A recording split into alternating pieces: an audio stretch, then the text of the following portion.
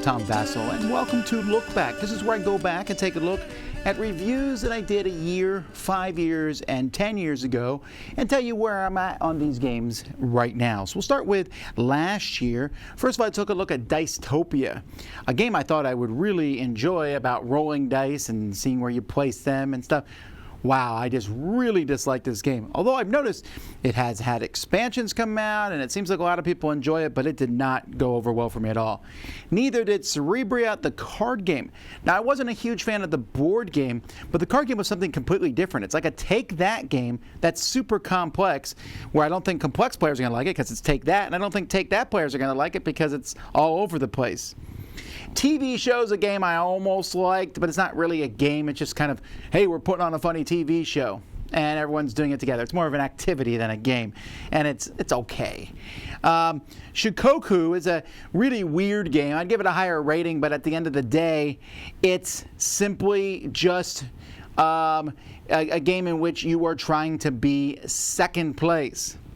Then we have Mystical Seeds. This is a really cool looking game in which there's these compartments with these different seeds. You collect the seeds and make potions, and you're trying to get the most points through potions. It's fine, but it's very, very basic. You're going to find yourself doing the same things each game.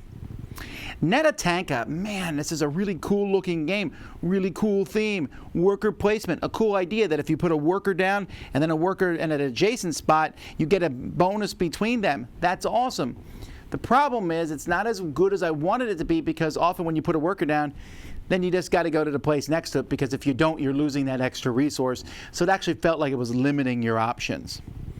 Towers of Akanos, where you use meeples and dice to build a tower up. Not really a dexterity game, more of a dice drafting and then putting out different people game. It's a simple game, but one I found to be very enjoyable. Dulusar Island. This is the two-player version of Dinosaur Island, and I'm always a little nervous about these because Dinosaur Island can be played with two players, but this is a very different feel to it, some nice back and forth. I might even pick this over Dinosaur Island, but it is easier and lighter too. Code 777, this isn't the first time this has been printed, but I looked at one of the newer versions of it last year. Great deduction game in which you have a code in front of you and everyone else is trying to figure out your own code by asking other people questions of what they can see. Miss Thea. Now this one I knocked up the rating a little bit because one of my dings against the game was that the cards weren't in English. I have since got a deck of cards that were in English, so I don't have to worry about what does all the symbology mean. Makes it way easier to play for me. Really cool world. In fact, I just reviewed recently Ikeon, which is the second game in that series, and they can even be combined. I've not done that yet. But it's just some neat ideas in this game.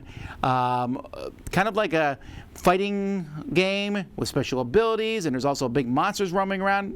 I liked it. It just felt unique.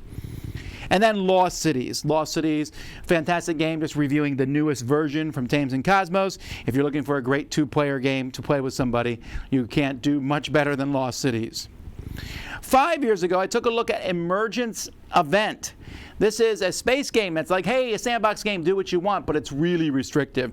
Lots of negative events, lots of take that, really slow travel at the beginning of the game.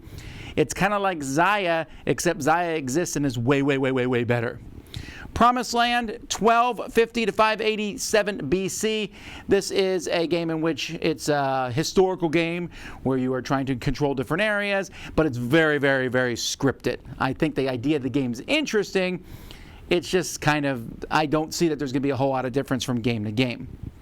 The Witcher. Now, I played this before I really knew what The Witcher was, and it's an interesting game. It's actually designed by Ignacy Trzewiczek and from Fantasy Flight, and we thought it was pretty decent. And 5 years looking back, I'm like, yeah, there's so many games that do what that does better. It isn't even really that strong on the Witcher theme, so I dropped it a bit. Doodob, silly little game about trying not to get points from cards. It's okay. Master Fox, you put these masks on and you're feeling around trying to grab stuff. It's a silly game to watch other people play, and kids will really enjoy this one. And then Xenoshift Onslaught. Man, this game is still, to me, one of the deck builders that just doesn't get a lot of love.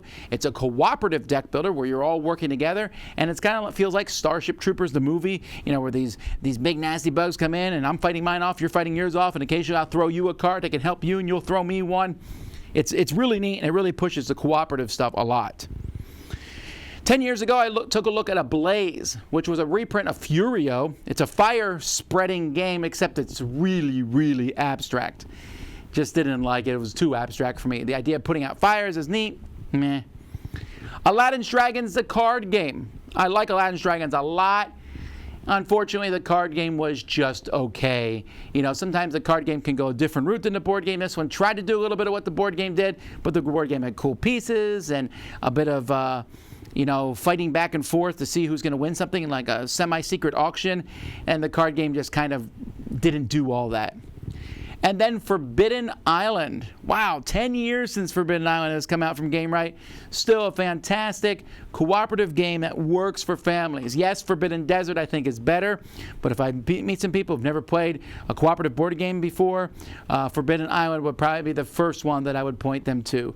What a fantastic game, and it's amazing to think that it's 10 years old at this point. Those are reviews that I did 1, 5, and 10 years ago. Until next time, I'm Tom Vasel, and you've been watching Look Back on the Dice Tower.